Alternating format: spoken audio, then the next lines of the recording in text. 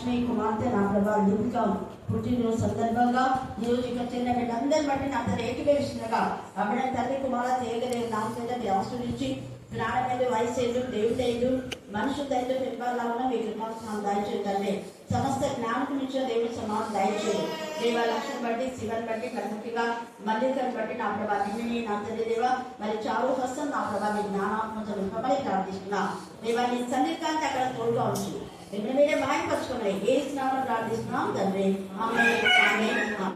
Happy birthday to you, happy birthday to you, happy birthday dear Rebecca, happy birthday to you, greetings to you, many greetings to you, many greetings to dear Rebecca, many greetings to you, may God bless you, may God bless you, may God bless you, dear Rebecca, may God bless you, happy long life to you, happy long life to you, happy long life to dear Rebecca, happy long life to you. సంరక్షించకపోయినా ఇది వాక్యం ఒకటే విషయమే కానీ ఈ రాత్రి మనమందరం ఆత్మ పరిశీలన చేసుకోవాలి. ఖచ్చితంగా మన వాళ్ళని మనం రక్షిస్తున్నామా? ఎందుకంటే వాళ్ళు ఏమని అనుకొని తప్పు చేసే వాళ్ళని ఖచ్చితంగా ఖండించాలి. చాలా చెప్పింది కదా, వాళ్ళ అమ్మని ఖండిస్తుంది, వాళ్ళ నాన్న కూడా ఖండిస్తుంది, వాళ్ళకి ఎవరినైనా వీధిలో నాతో కూడా చెప్పినారు, ఎవరైనా దేవునికి విడలేకుంటే వాళ్ళని కూడా. ఎందుకు చెప్తున్నా అంటే మార్పు పొందిన దొంగ వెంటనే పక్కనున్న వాళ్ళు ఏం చేస్తున్నాడు గుర్తుపెట్టుకోండి. ఒక దొంగకు అంటే వాడికి వాళ్ళ దొంగలకు అన్నదమ్ముడు అక్కజల్లంలో వాళ్ళు ఎవరు ఎక్కడ ఉంటారో ఏమో తెలియదు, కానీ పక్కనున్న వాళ్ళే వాళ్ళు స్వకీయుడు అనుకున్నాం. మనకు స్వకీయులు ఒకవేళ నీ బంధువులు నీ వాళ్ళు ఎక్కడ దూరం ఉన్నా నీ చుట్టుపక్కల వాళ్ళు నీ స్వకీయులు అనుకొని వాళ్ళని బంధించాలి. అక్కడ దొంగకున్న బుద్ధి మనకు జ్ఞానం ఉంటే ఖచ్చితంగా మన ఇంట్లో వాళ్ళని మనం రక్షిస్తాం. మార్కు సువార్త 5వ అధ్యాయంలో అక్కడ 2000 అనే సేన దయ్యం పట్టిన వ్యక్తి మారిన తర్వాత వాడు కూడా వాక్యం చెప్తా సేవ చేస్తా అని యేసుప్రభు వెంట పడతాడు. కానీ యేసుప్రభు అలౌ చేయడు. చదవండి 15 నుంచి 20 దాకా. జనులు జరిగినది చూడవెళ్ళి యేసు వద్దకు వచ్చి సేన అను దయ్యము పట్టినవాడు బట్టలు ధరించుకొని స్వస్థచిత్తుడై కూర్చుని చూచి భయపడిది. జరిగినది చూసిన వారు దయ్యములు పట్టిన వానికి కలిగిన స్థితియు పందుల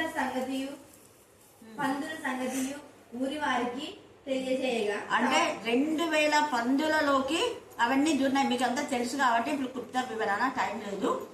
ఆ ఈతన్లో ఉన్న దురాత్మ పందుల్లోకి పోయింది. గుర్తుపెట్టుకోండి, బొక్కల్లో ఉన్న దురాత్మ ఇంకోలోకి పోతుంది. పందులోకి పోవచ్చు, మనుషుల్లోకి పోవచ్చు, ఇంటి బక్కలలో పోవచ్చు. ఎప్పుడు పోతుంది? ఆ వీడికున్న దురాత్మ పంది లాంటి స్వభావం. అర్థమైందా? పంది లాంటి స్వభావం కాబట్టి ఆ దురాత్మలు పందుల్లోకి వెళ్ళినాయి. మనిషికి ఉన్నటువంటి దుష్టశక్తులు మరొక మనిషి చీకటి ఉంటే వాళ్ళకు కూడా వెళ్తాయి. ఒకరి నుంచి ఒకరికి చాలా మందికి వెళ్తుంటాయి కదా, వాళ్ళని ఎదురుపెట్టి ఇంకొకరికి. అలాగనే 7 దయ్యాలు, ఒక దయ్యం పోయిందంటే ఎన్ని దయ్యాలు వస్తాయి మానవులకి? 7 దయ్యాలు. అలా రాకుండా మన ఇంటిని మనం శుద్ధి చేసుకోవాలా. మన ఇంట్లో ఉన్న పిల్లలకు మనం రక్షణ కలిగించకపోతే నువ్వు ఎలాంటి దానివి? అవిశ్వాసివి. రెండవది చెడ్డదానివి. తర్వాత దేవుని ఉగ్రత. అవిశ్వాసికి చెడ్డ వాళ్ళకి ఏమొస్తుంది చెప్పారా? అవిశ్వాసికి చెడ్డ వాళ్ళకి ఏముంటుంది? ఉగ్రత. ఏం ఉగ్రత ఉంటుంది? 21 అని చెప్పే కదా, ప్రకటన 21:8. వీరికి వాళ్ళు అవిశ్వాసులు, అసహ్యులు, నరహంతకులు, వ్యభిచారులు, బాంతికులు, విద్యాహారదులు, అబద్ధికులు. అందరు ఎక్కడ ఉంటారు? అబద్ధికులు అంటే దేవుడి వాక్యం చెప్పని వాడే అబద్ధికుడు. మనం నేర్చుకున్న సత్యాన్ని చెప్పని వాడే అబద్ధికుడు.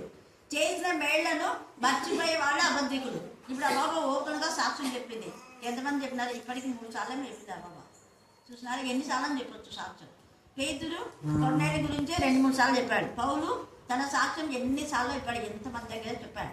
మనం ఒకసారి చెప్పి దులిపేసుకొని మళ్ళీ ఆ సాక్ష్యం చెప్పడానికి కూడా ఇన్సల్ట్గా ఫీల్ అవుతారు కొంతమంది.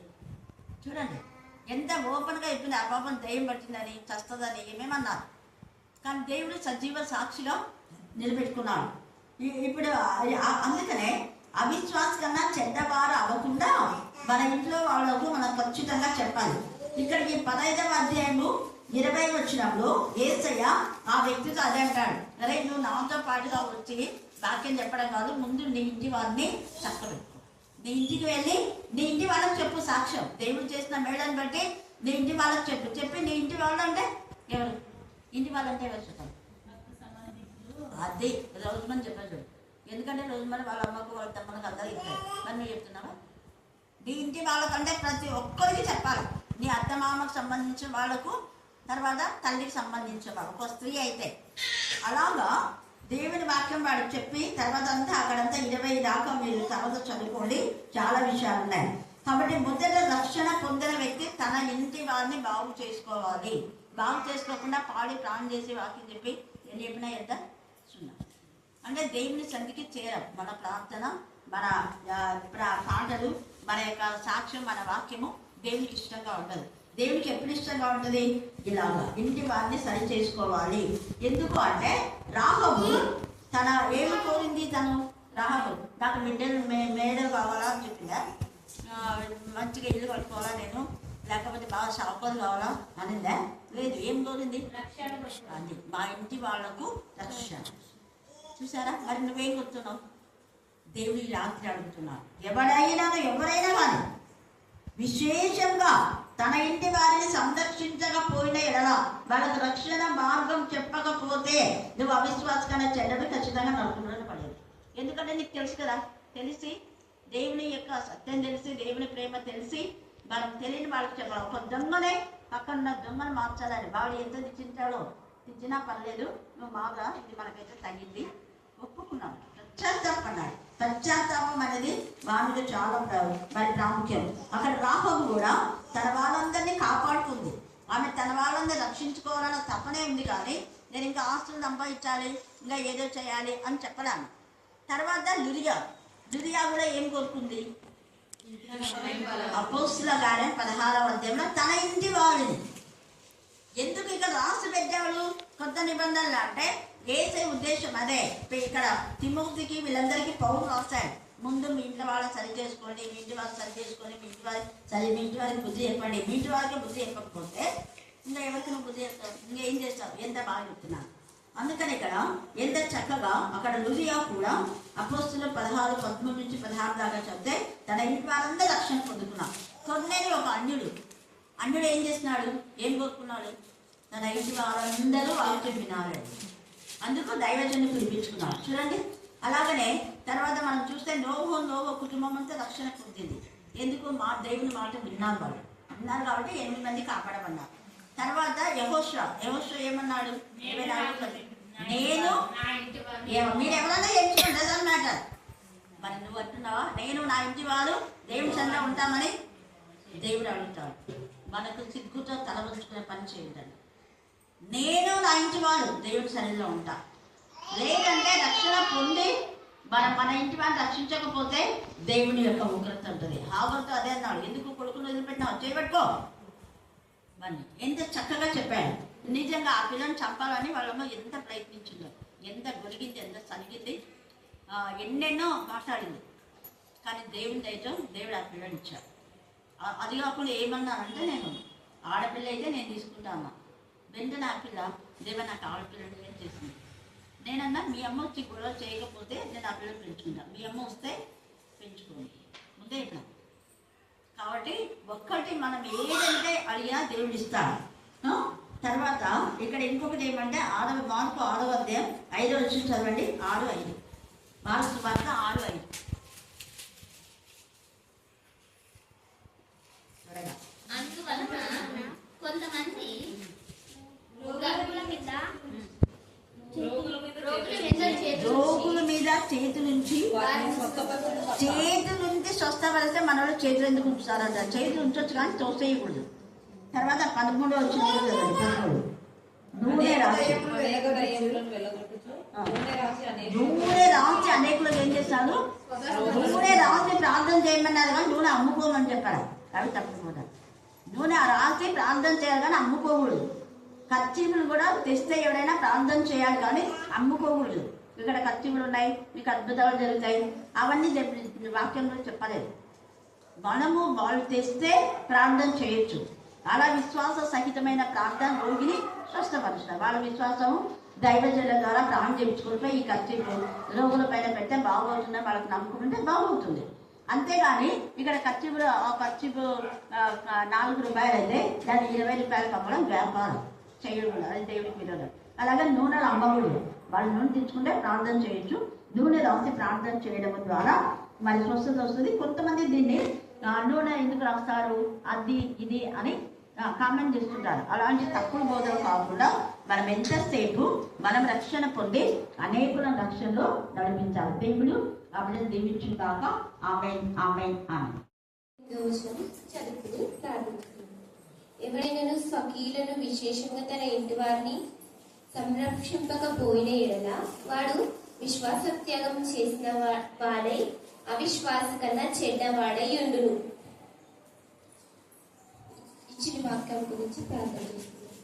స్తుతి స్తుతి స్తుతి స్తుతి స్తోత్రం స్తోత్రం స్తోత్రం స్తోత్రం స్తోత్రం స్తోత్రం స్తోత్రం నా ప్రభువాల తండ్రి, గడిచిన కాలం అంతా కాచి కాపాడిన గొప్ప తండ్రి, కాచి కాపాడిన గొప్పను బట్టి, కాచి కాపాడుతున్న కృపను బట్టి, కాచి కాపాడిన కృపను బట్టి మీకే స్తుతి మీకే స్తుతి మీకే స్తుతి మీకే స్తోత్రం కదా ప్రభా. నీ వాక్యం నాకు తండ్రి నీవు ప్రేరేపణించడానికి మీకే స్తుతి స్తుతి స్తోత్రం నిన్న. ఆ వాక్యం తగ్గట్టుగా నేను చెప్పుటకు తండ్రి మీకే స్తుతి స్తుతి స్తోత్రం సహాయం దయచేయ తండ్రి. ప్రభా నా తండ్రి, ప్రభా ఆ యొక్క వాక్యం తండ్రి నీకు భయంకరంగా తండ్రి, నీకు మహిమకరంగా నీకు గర్భపరుస్తూ చెప్పడానికి నీకు ప్రస్తారం దయచేయండి. బ్రహ్మ నా తండ్రి, ఆ వాక్యానుసారంగా నేను మాట్లాడటకు నా నోటికి నా శరీరం నా దేవునికి నా ఆత్మకు తలుపులకు తోడైంది నా తండ్రి. మీకే స్తుతి స్తుతి స్తుతి స్తుతి స్తుతి స్తోత్రం వందనములు చెల్లించుకుంటూ ఇచ్చిన ప్రార్థన స్తుతి పుష్పంగా మాట్లాడుతుంది.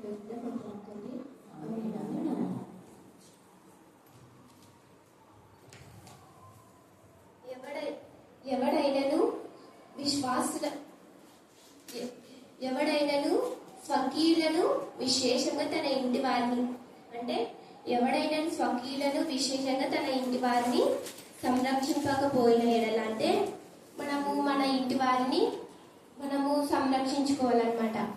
ఎలాగంటే మనం వాక్యంలో ప్రార్థనలో మనం వారిని నడిపించాల. వారు వినకపోయినప్పటికీ మనము వారికి గద్దిస్తూనే చెప్తూనే ఉండాల. ఎందుకంటే ఎవడైనాను అంటే నువ్వైనా నేనైనా ఎవరైనా దేవుని పిల్లలు ఎవరైనా స్వకీయులను విశేషంగా తన ఇంటి వారిని సంరక్షింపక పోయిన ఎడల వాడు అవిశ్వాస త్యాగం చేసిన వాడై విశ్వాస కన్నా చెడ్డవాడై ఉంటున్నాను కదా. మనము చెడ్డవారిగా ఉండకూడదు, అవిశ్వాసగా ఉండకూడదు. దేవుని బిడ్డలుగా విశ్వాసంలో ఉంటూ దేవుణ్ణి గణపరిచి మహింపరిచి దేవునిలో అందరినీ నడిపించాలన్న ఆతృత మనకు ఉండాలన్నమాట. అందుకోసమే నేను ఎప్పుడైనా కానీ దేవుని వాక్యము ఎవరితో మాట్లాడినా ఎక్కడికి వెళ్ళినా నేను దేవుని వాక్యం చెప్తాను, సాక్ష్యాలు చెప్తా. నేను ఇక్కడ రక్షింపబడినానంటే అన్ని చెప్తాను అనమాట. ఎందుకంటే ఇప్పుడు నా కుటుంబంలో కూడా నా ఇంటి వారంటే నా కుటుంబంలో నా తల్లిదండ్రులు, నా అక్క చెల్లెలు, తమ్ముడు, అమ్మ, నాన్నని నా ఇంటి వారంటే వాళ్ళే కదా. నా ఇంటి వారంటే నా బంధువులు, నా మిత్రులు అందరూ మన ఇంటి వారిలాగానే అనమాట. అందరినీ మనం మార్చాలంటే ఇప్పుడు మా నాన్నకి నా ఇంటి వారు కాబట్టి నా తండ్రికి 2021లో మా నాన్నకి కాలికి చేతిపడి వేసింటే మా నాన్నకి బాగా బొక్కబడింది అనమాట. ఎవరో గెలికి తినేసిన దాని మాదిరి మా నాన్నకి బాగా కాలికి లోతుగా చర్మం లోతుగా బొక్కబడింటే ఎవరో చేతి పడి చేసినారని తెలిసింది కదా. మా అమ్మకి తెలిసినప్పుడు మా అమ్మ అక్కడిక్కడ వేయి వాళ్ళ దగ్గర వీళ్ళ దగ్గర అడగడం కాదు కదా. దేవుని బిడ్డలంటే దైవజనులకు చెప్పుకుండాల, దైవ బిడ్డలతోనే ప్రార్థనలోనే గడపల, ప్రార్థనలోనే అన్ని పోగొట్టుకోవాలన్నమాట. దేవుడే కదా అన్ని మనం సృజించిన వాడు దేవుడే కాబట్టి మనం అన్ని దేవుడికి చెప్పుకోవాలి కదా. అక్కడిక్కడ సొంత నిర్ణయాలు చేసి ఆ సమీల కాడికి వాళ్ళ కాడికి వీళ్ళ కాడికి అడిగి పోతే అదేమన్నా అది చేస్తే పోయేది కాదు కదా. కాబట్టి దేవుని బిడ్డలన్నాక దేవుని దగ్గర సన్నిధికి వచ్చే మనము పోగొట్టుకోవాలి. కాబట్టి ఎవరో దైవ బిడ్డలు నువ్వు అక్కడిక్కడ తిరగొద్దమ్మా, దేవుని బిడ్డల కాడివే, దేవుని బిడ్డల కాడే బాగా వేసుకోవాలని అని చెప్పినారనమాట. చెప్పింటే మా అమ్మ ఎక్కడికి వచ్చిందంటే ఇక్కడికి వచ్చింది, చర్చికోలేదు, ఎక్కడికోలేదు. ఎందుకంటే నేను ఇక్కడికి నడుస్తున్నా కాబట్టి టీచర్ దగ్గరికి. అప్పుడు పస ప్రార్థనలు ఉంటే ఇక్కడికి వచ్చింది మా అమ్మ. వచ్చింటే మా నాయనకి ఇక్కడ బాగా టీచర్ ప్రార్థన పెట్టి బాగా నడిపించింది కాబట్టి టీచర్ దగ్గరికి వస్తుండే బాగా దేవుని సాక్ష్యం చెప్పి మా నాన్న బాగా అయిందనమాట. ఎందుకంటే ఇక్కడ బాగా ప్రార్థన చేస్తారు, బాగా దేవుని ఆరాధిస్తూ శుద్ధిస్తారు కాబట్టి మా నాన్నకి స్వస్థత కలిగింది కదా, మన కృతజ్ఞత కలిగి ఉండాలి కదా. విశ్వాసత్యాగంకై అవిశ్వాస కన్నా చెడ్డవారుగా ఉండకూడదు కదా. మా అమ్మ ఇక్కడికి రావాలి కదా. రాకుండా మా నాన్నకు బాగా అయినాక రాకుండా ఉంటే దేవుడేం బాగా చేసినాడు, సాక్ష్యం ఇచ్చింది. మళ్ళీ రాకుండా ఉందనమాట. నేను ఎప్పుడు నా తల్లిదండ్రులకి చెప్తానే ఉంటా, గుర్తు చేస్తూనే ఉంటా. కానీ వాళ్ళు సైతాన్ సోదరులో ఉన్నారు కాబట్టి బాధ వచ్చినప్పుడే కాదు, మా అమ్మ మా నాన్న విషయమే కాదు, అందరూ అట్లనే ఉండరు. బాధ వచ్చినప్పుడు మాత్రమే కాదు, మనం ఎల్లప్పుడూ దేవునితో సన్నిహిత సంబంధం కలిగి సహవాసంలో ఉండాలని నేను చెప్తున్నా. ఎందుకంటే దేవుడు ఎన్నో మేలు చేస్తున్నాడు కాబట్టి పొందుకొని ఎక్కడ మనం రక్షింపబడినామో, ఎక్కడ మనం ఎదిగినామో, ఎక్కడ మనం స్థిరపడినామో అక్కడనే మనము వెళ్ళాల. అప్పుడు దేవునికి కూడా ఘనత వస్తుంది. చెప్పి స్వస్థత పొందించిన వారు కూడా మంచిగా ఉంటది అనమాట, సంతోషంగా ఉంటది అనమాట. ఇంతమందిని రక్షించినాను కదా అని వాళ్ళకి కూడా తెలిసిపోతుంది. కాబట్టి మనం ఒక తాన రక్షణ పొంది ఒక తానికి వెళ్ళడం మంచిది కాదు, కరెక్ట్ కాదనమాట. ఇప్పుడు మన పిల్లలు కూడా మనం బాగా చూసుకుంటే వేరేళ్ళ కాడికి పోతే ఎంత బాధ అనిపిస్తుంది. అంటేనే ఇప్పుడు దైవజనులు కూడా అంతే, మనం ఎవరు కాడ రక్షణ పొందామో అక్కడికే మనం వెళ్ళాల. కాబట్టి మా నాన్నకేం బాగా అయింది, ఆ బెంది ఇప్పుడు కూడా కనపడుతుంది మా నాన్న కాళ్ళకి, ఇంకా బాగా కనపడుతుంది అనమాట. నాకు ఆ బెంది చూసినప్పుడల్లా టీచర్ దగ్గరకు వచ్చి బాగా వేసుకునేదే గుర్తుకొస్తుంది అనమాట. అంటే బాగా అయిందనమాట. ఎన్నో బాగా చేసినాడు దేవుడు. అంతెందుకు ఆ ఉపవాస ప్రార్థనలో టీచర్ కూడా మా అమ్మ పదాలు గడింది, మా అమ్మ కూడా టీచర్ పాదాలు గడిగింది అనమాట. అంత దండైతే మా అమ్మకి దేవుడు ఇచ్చినాడు. కాబట్టి మా అమ్మ కూడా గుర్తుకి దేవుడు ఇప్పుడు కాకుండా ఇంకోసారి అయినా తలుపుకు రప్పిస్తాడు, దేవుడు మర్చిపోడు. కాబట్టి దేవుడు మళ్ళలాగే నాకు అప్పుడే మళ్ళా ఇంకా అక్టోబర్లో వివాహం అయింది. వివాహం అంటే మళ్ళీ నన్ను వివాహం అయినాక త్వరలోనే ఉపవాస ప్రార్థనలు వచ్చినాయన్నమాట. మళ్ళీ చూస్తే నాకు త్వరగా పెళ్లి చేసినారనమాట. నాకు అంత తెలియదు నా పెళ్లి అని, త్వరగా పెళ్లి చేసినారనమాట.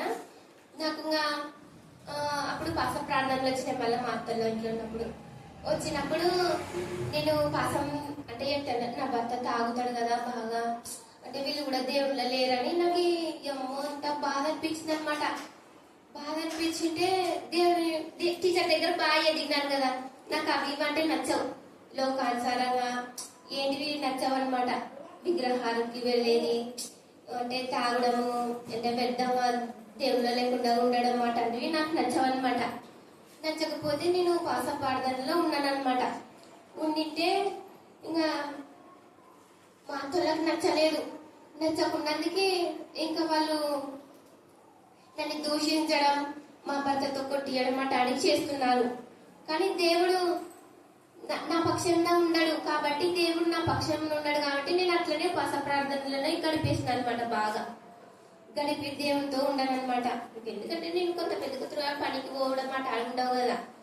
ఇంకా నేను దేవుళ్ళో బాగా గడపల్లా, ఎందుకు టైం వేస్ట్ చేయడం అని వాక్యం బాగా చదివేదాన్ని, నా భర్తకు కూడా వినిపించేదాన్ని. నేను ఇంకా వినిపించేదాన్ని అయితే ఇంకా అత్త వాళ్ళు ఊరుకుంటారు కదా, ఆ మాట ఈ మాట చెప్పి తనిపించడం అని చేస్తారు. కొంతమంది చాలా మంది అట్లనే ఉంటారు.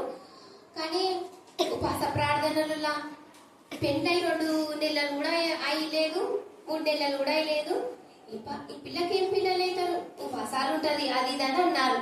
అంటే దేవుడు రోషం కలిగిన దేవుడు కాబట్టి నాకు ఉపవాస ప్రార్థన ఇంకా వారం 10 రోజులు ఉండగానే నా కడుపులో నాకు కుమారుని వేసినాడు. వేసింటే నా దేవుడు నా పక్షంలో ఉన్నాడు కాబట్టి నాకు గర్భఫలం ఇచ్చినాడు. ఎంతో మందికి పిల్లలు కాక ఎంతో మంది బాధపడుతున్నారు, కానీ దేవుడు నా పక్షంలో ఉండి దేవుడు త్వరగా నాకు గర్భఫలం ఇచ్చినాడు. అయినా నేను ఇంకా ఉపవాస ప్రార్థనలు అయిపోయే వరకు అంటే నాకు కడుపులో 10 రోజులు ఉండగానే దేవుడు ఇచ్చినాడు అనమాట. అది ఒక సాక్ష్యం నాది. మన తర్వాత నా కుమారుని ఇంకా సన్న పిల్ల తల్లినప్పుడు ఇక్కడికి మళ్ళీ ఉపాస ప్రార్థనలు వచ్చినాయి అనమాట. వచ్చింటే నేను ఇక్కడ బాగా గడపాలని ఎంతో ఆశపడి నేను పాపం ఎత్తుకొని వచ్చి బాగా సగం డేస్ వరకు బాగా గడిపినాను. ఇక్కడ బాగా గడిపింటే మా ఆయనలో సైతాన్ దూరి ఏమో ఆలోచించిందో ఏం లేదు నన్ను అంటే ఇక్కడ బాగా సగం రోజులు గడిపినాక చిన్నాటి రుద్దులకవైనాడు. చిన్నాటి రుద్దులకవైంటే దేవుడు నా కుమారునికి అసలు నేను కూడా ఎంతో చెప్పినా గానీ ఈ యొక్క తల్లిదండ్రులు అర్థం చేసుకోక, అర్థం మామలు అర్థం చేసుకోక, భర్త అర్థం చేసుకోక నాకు చిన్నాటి రుద్దులకవైనాడు కదా. ఇంకా నేను బాబుకి కన్న మకం అంతా గుల్లలు అంతా అవి ఏం గుళ్ళలో అయితే ఇప్పటికైనా మనకు బంధువులు ఉన్నాయన్నమాట. బాగా దేవుడు శిక్ష పెట్టినాడు అనిపించింది నాకైతే, బాగా దిచ్చినాడు అనిపించింది. కానీ ఇంకా ఉపాస ప్రార్థనలు అయిపోయినాయి అనమాట. మన తర్వాత దేవుడు అద్భుత రీతిగా మరి నాకు కొన్ని 2 సంవత్సరాలు 1 సంవత్సరంలోనే నాకు మళ్ళీ పాపనిచ్చినాడు. పాపను కూడా దేవుడు నిజంగా నాకు ఎంతో అద్భుతం చేసినాడు. మా అమ్మ ఒక కుమారుడే సాలు నీకు, ఎందుకు నువ్వు నీ భర్త చూసుకోడు అది ఇదని తీసుకెప్పించుకుంటే టీచరు దేవుని బిడ్డలుగా అయినా కాబట్టి నేను దేవుని బిడ్డలైనా కాబట్టి తల్లిదండ్రుల మాట ఏంటంటే దేవుని మాట ఇంటే కదా నేను తీపించుకోలేదు. ఎందుకంటే నాకు ఒక కుమారుడని సుఖంగా ఉండొచ్చు, ఇష్టానుసారంగా ఉంటుంది చని నేను పాపని తీసేసుకునింటే నేను అంత కురాలు అవుతుంటే నేను దేవుని బిడ్డని కాకుంటుంది కదా. అటు అందుకోసం నేను తీపించుకోకుండా దేవుడు నాకు కుమారుని ఇస్తాడు, 2 కుమారులు అవుతారు అది అనుకోనింటారు. కానీ దేవుడు నేను ఫస్ట్ ఎవరిని అడిగితే వాళ్ళని ఇచ్చినాడు దేవుడు. రెండోసారి పాపని అడిగినాను, పాపనే ఇచ్చినాడు దేవుడు. నేనైతే వీళ్ళు పుట్టరేమో, వాళ్ళు పుడతారేమో, వీళ్ళు పుడతారేమో అని నేను తప్పుగా ఆలోచించలేదు. మాట ఒక్కటే మాటనే, దేవుడు ఇస్తాడన్నాక ఇస్తాడు. అంతేగాని 2 మాటలు నేను ఎవరితోనూ చెప్పలేదు.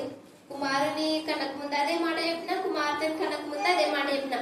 నాకు దేవుడు ఇస్తాడు అనుకున్నాను కాబట్టి ఇస్తాడు.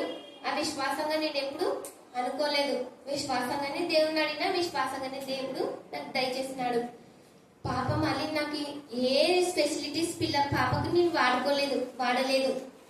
ఊరికే నేను ఒక 20 మిలియలు పెద్ద పెట్టెల్లో ఇచ్చినట్టు మింగినాను.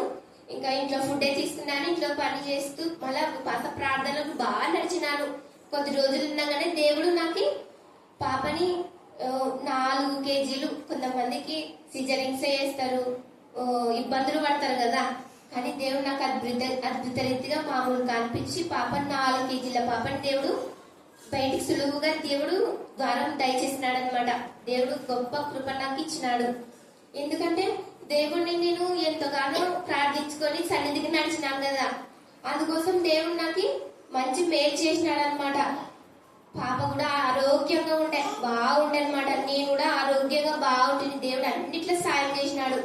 ఆపరేషన్ విషయంలో కూడా నాకు నీటి బుగ్గ ఉంటే దేవుడు తీసేపించినాడు అనమాట. అంటే నాకు నీటి బుగ్గ ఉండేది కూడా తెలియదు. ఓరోకి పిల్లలు కూడా కారంట కదా. కానీ దేవుడు నాకు సాయం చేస్తూనే ఉన్నాడు. దేవుడు నాకు డెలివరీ మంచిగా చేసి నీటి బుగ్గను కూడా ఆపరేషన్లోనే తీసేసినారు. కానీ మరో ఆపరేషన్ చేస్తే 2 సార్లు ఆపరేషన్ పడుతుంది కడుపు. కానీ దేవుడు ఒకటేసారి నాకు అద్భుతం చేసినాడు అనమాట. ఆపరేషన్ లోనే పాపని నేను డెలివరీ అయినా. అది ఉపాస ప్రార్థనలనే అద్భుతం జరిగింది. బాబు కూడా ఉపవాస ప్రార్థనలకి, పాప కూడా ఉపాస ప్రార్థనలనే అద్భుతం జరిగింది అనమాట. 2 అక్కడే జరిగినాయి. మళ్ళీ ఇప్పుడు పాపతో వస్తున్నానంటే దేవుడి కృప, దేవుడే నడిపిస్తున్నాను నన్ను. దేవుడు ఒకసారి టీచర్ నాకు వాగ్దానం ఇచ్చింది, చర్చిలోనే ఇచ్చింది అనమాట. నీవు నడవలసిన మార్గంలో నేను నీకు బోధించదను. దేవుడే నాకు బోధిస్తూ నడిపిస్తున్నాడు. కానీ ఈ లోకంలో నన్ను నీ భర్త ఈడలేడు, నువ్వు ఆడలేవు, ఇద్దరు అక్కడిక్కడ ఉంటారు, అది ఇదని హేళన చేస్తుంది. నేను ఇక్కడే రక్షింపబడినా కదా. నా భర్త కాడ రక్షణ లేదు కాబట్టి నేను ఇక్కడ ఉన్నా. టీచర్ దగ్గరే నా ప్రాణము నిలబడింది అనమాట. లేకపోతే నేను ఏం చేసుకుంటుంటున్నా, లేకుంటే నేను ఏమైపోతుంటున్నా అది నాకు తెలుసు, దేవుని తెలుసు, టీచర్కి తెలుసు. కాబట్టి నేను ఇక్కడే రక్షింపబడినాను, ఇక్కడే నేను సహవాసంలో ఎదిగినాను. కాబట్టి నేను బతికినాను, నా తండ్రి బతికినాడు, నా కుమారుడు బతికినాడు, నా బిడ్డ కూడా బతికి ఇన్ని ప్రాణాలు బ్రతికినామంటే ఎవరి వల్ల? టీచర్ వల్లనే కదా. దేవుడు ఆమెలో ఉండి నన్ను గైడ్ చేస్తూ బోధిస్తూ అన్ని నేర్పించిన అన్ని ఇక్కడ నేను నేర్చుకున్నా. నాకైతే ఎంత మాత్రంకి కూడా తెలివి లేదు, జ్ఞానం కూడా ఈడనే దొరికింది, నాకు తెలివి ఈడే దొరికింది, మన శాంతి నెమ్మది సమాధానం అన్ని ఇక్కడే దొరికినాయి. కాబట్టి నేను ఇక్కడికే నడుస్తున్నా. అక్కడ ఇక్కడ అంటే నువ్వు చర్చికి రావు, నువ్వేమి ఇక్కడ వస్తావా అంటే నాకు సాక్ష్యాలు ఉన్నాయి కదా, నాకు ఇన్ని అద్భుతాలు జరిగినాయి, ఇన్ని మేలు జరిగింది కదా, కాబట్టి నేను ఇక్కడికే నడుస్తా. నన్ను పొందిన మేలుని ఎందుకు మర్చిపోతా? నేను ఇక్కడికే వస్తాను కాబట్టి ఇక్కడికి వస్తా. నా భర్త కూడా మారతాడు, మారాడని కాదు, కానీ వేరే ఊరికి పనికి పోయినాడు, వస్తాడు. కాకపోతే దేవుడు నడిపిస్తున్నాడు అనమాట. ఇప్పుడు కూడా ఉపవాస ప్రార్థనలలో నేను శిల్వ ధ్యాన కూడికలనుకో దేవుడు నన్ను నడిపిస్తూనే ఉన్నాడు. నాకు సైతాన్ ఏమని చెప్తుందంటే, నువ్వు పో, నీ భర్త తనకొచ్చుకోపో, ఈ రోజు పో, ప్రార్థన ఇస్తే లోపల రాపో, లేకుంటే ప్రార్థన ఇచ్చినాకో అంటే నేను అగుడు కావాలనే కదా సైతాన్ నన్ను చూస్తుంది. కానీ నేను ఒక్కరోజు కూడా నేను నా మనసుని పోగొట్టుకోలేదు, నా మనసుని అక్కడిక్కడ తొలగిపోనికుండగా టీచర్ వాక్యంలోనే బలపడిన ప్రతి అంశం సూటిగా దేవుడు మాట్లాడుతూనే ఉన్నాడు, నన్ను ధైర్యపరుస్తూనే ఉన్నాడు. భయపడకు, దిగులు పడకు, నేను నిన్ను బలపడుతును, ధైర్యపడుతున్నట్ట అన్నట్ట నన్ను దేవుడు దినం రోజు నన్ను ధైర్యపరుస్తూనే నడిపిస్తూనే ఉన్నాడు. లేకపోతే నేను చెడ్డదాన్ని, లేకుంటే నా భర్త కోసం వెళ్ళిపోతుంటేనేమో దేవుడిని వదిలేసి. కానీ నీ భర్త ఎక్కువనా నేను ఎక్కువనా అంటే నేను దేవుడు ఎక్కువని నేను దేవుని సన్నిధికే నడిచిన. రోజు నన్ను సైతాను శోధిస్తదనమాట.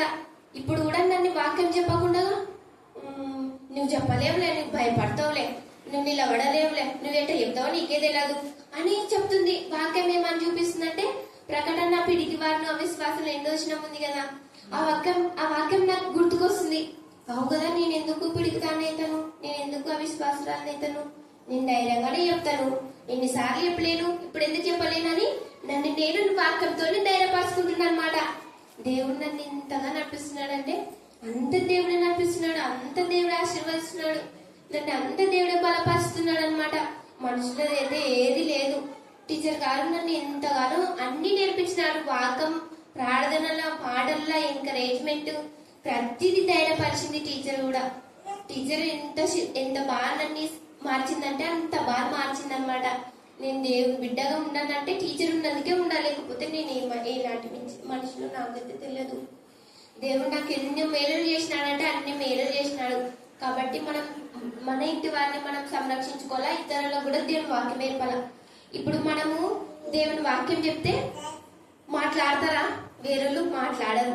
మళ్ళీ లోకానుసారమైన మాటలు మాట్లాడితే ఎంతసేపు అన్న ఎన్ని గంటలైనా ఉంటారు. అందుకే నేను ఎక్కువ ఎవరితో మాట్లాడను. దేవుని మాట చెప్తే దేవుని మాట చెప్తా, లేదంటే ఊరికే ఉంటా. అట్లనే అందరూ దేవుని మాట చెప్తే దేవుని మాట మాట్లాడండి, లేదంటే మాట్లాడద్దండి. దేవుని మాట మాట్లాడదామా అన్నప్పుడే వాళ్ళే వెళ్ళిపోతారు దుష్టులు, మనం తరమాల్సిన అవసరం లేదు. కాబట్టి ఈ చిన్ని లేఖన భాగం దేవుడు దీవించి ఆశీర్వదించబడిన గాక. నా సాక్ష్యాలను కూడా అందరి మనసులో పెట్టుకోనండి. అందరికి నేను ఈ సాక్ష్యాలు చెప్తే మీకు కూడా మనసు బాగా ఎదుగుతుందని నేను ఎంతో ఆశపడి, నన్ను దేవుడు చెప్పు అన్న నాకు ఆతృత ఆలోచన దేవుడు ఒకటే ఇస్తున్నాడు. చెప్పాలా ఎట్లయినా నువ్వు సాక్ష్యాలు చెప్పు అని. అందుకే దేవుడు నన్ను ఇక్కడ నిలబెట్టుకున్నందుకే దేవుడికే స్తోత్రం చెల్లించుకుంటూ మీకు థ్యాంక్స్ చెప్పుకుంటూ ఈ చిన్ని వాక్యం దేవుడు దీవించి ఆశ్రయించుకున్నాక